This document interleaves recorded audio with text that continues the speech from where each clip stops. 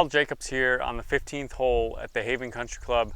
I'm in the greenside bunker, and we've had some afternoon rainstorms, and I had a couple people ask me, more than one, about how to play bunker shots. One, when the sand is soft, kind of before that rain happens, and then two, when you go back out and play after the rain, the bunkers are a little bit firmer. So let me give you a little insight on these two different bunker shots, because I do play them differently.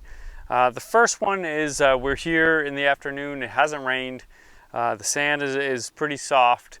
This might be similar if you know the Haven Country Club, you're playing the second hole, the second greenside bunker, the 14th greenside bunker tend to be a little softer.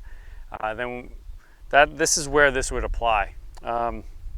We want to utilize the bounce when the sand is soft. So we want to make sure that our hands are not ahead.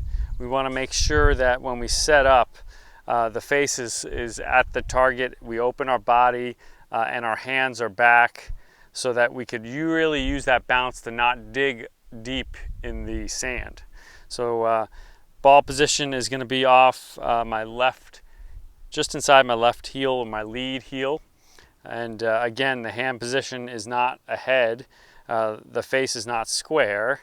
The face is slightly open, hands are back, and we're going to hit this bunker shot in soft sand. So now I'm going to create a scenario where it just rained, or maybe it's the morning and the sprinklers ran and the bunker's a little bit firmer. How am I going to approach that? So one thing I'm going to do with my club head is, instead of the club face being open and hands back, I'm now going to set up maybe a little bit closer to square. Maybe my hands are just slightly ahead, and that's going to expose this leading edge and help me dig into that harder sand. So here we go. Ball position is very similar to before, but now my setup is a little bit more square instead of being open and hands back. So it looks just slightly different, and I'm going to take a very similar swing as I did before.